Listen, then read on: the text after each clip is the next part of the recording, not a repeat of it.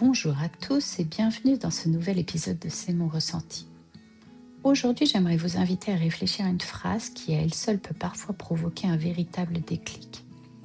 La magie que vous cherchez se trouve dans le travail que vous évitez. Prenez un instant pour y réfléchir. Nous avons tous des rêves, des projets, des envies de changement. Nous aimerions nous sentir plus épanouis, plus confiants, plus libres. Nous imaginons souvent qu'un jour, quelque chose arrivera et transformera notre situation. Une opportunité inattendue, une rencontre décisive ou encore ce fameux moment où nous nous sentirons enfin prêts. Pourtant, dans la réalité, les plus grandes transformations commencent rarement de manière spectaculaire. Elles commencent souvent par une action simple, discrète et parfois inconfortable. Et bien souvent, cette action est précisément celle que nous repoussons depuis longtemps. Peut-être qu'il s'agit de demander de l'aide. Peut-être qu'il s'agit de reprendre une activité que vous avez abandonnée.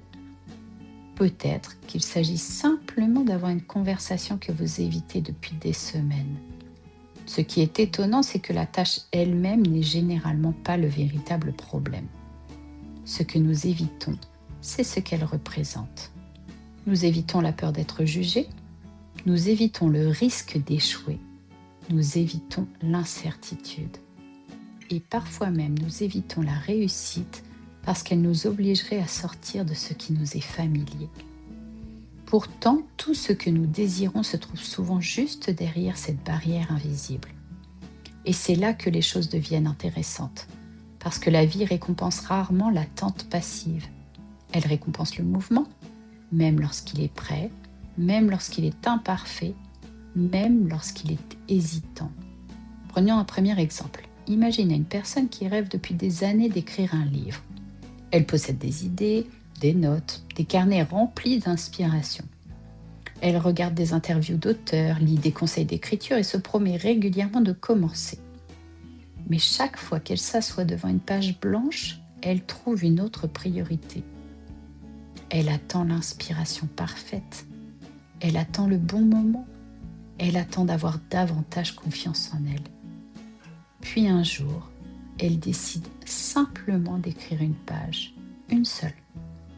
Cette page n'est peut-être pas extraordinaire, mais elle marque le début de quelque chose. Et quelques mois plus tard, ce premier pas devient un chapitre, puis plusieurs. La magie n'était pas dans l'idée, elle était dans l'action. Prenons un autre exemple. Imaginez une personne qui souhaite retrouver une meilleure forme physique. Elle pense qu'il faudrait faire du sport plusieurs fois par semaine, changer totalement son alimentation et transformer son mode de vie du jour au lendemain. Face à l'ampleur de la tâche, elle ne commence jamais. Puis un jour, elle décide simplement de marcher 10 minutes. Rien d'impressionnant, mais cette petite décision crée une dynamique. 10 minutes deviennent 15, puis 20, et progressivement une nouvelle habitude s'installe. Là encore, la magie ne réside pas dans un exploit exceptionnel, elle réside dans la première action. Souvent, nous sous-estimons la puissance des petits pas. Nous croyons que pour changer notre vie, nous devons accomplir quelque chose de grandiose, alors qu'en réalité, ce sont les petites actions répétées qui créent les plus grands résultats.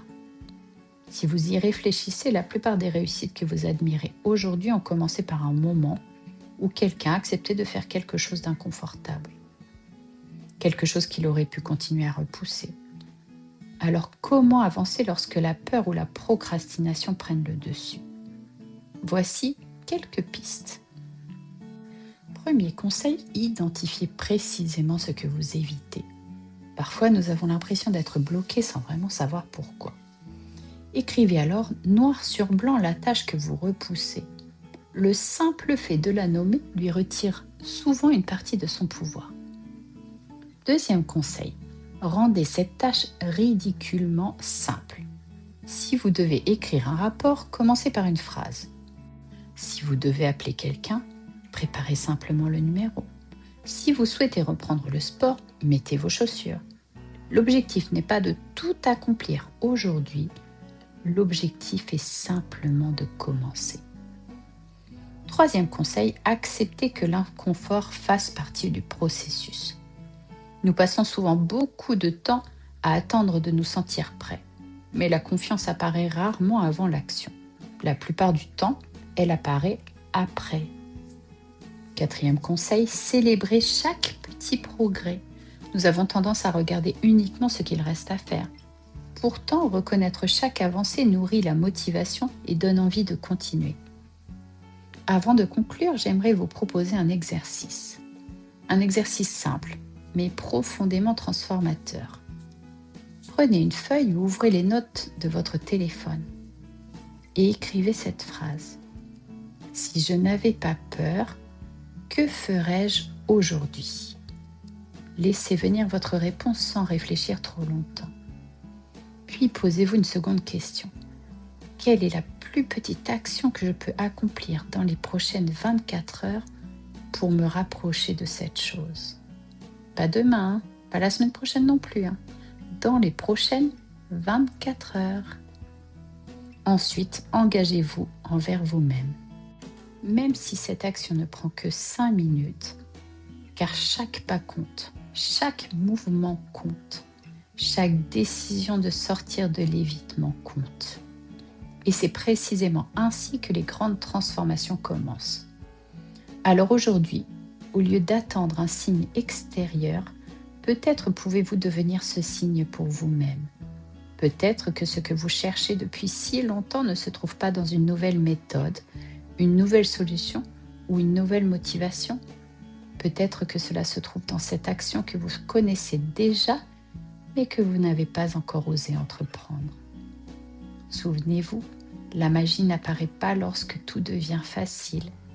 Elle apparaît lorsque vous décidez d'avancer malgré l'inconfort. Merci d'avoir partagé ce moment avec moi.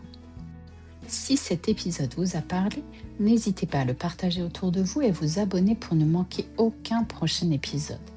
Et surtout, prenez soin de vous un pas à la fois. À très bientôt pour un nouveau ressenti. D'ici là, pas à pas, laissez-vous inspirer par le changement.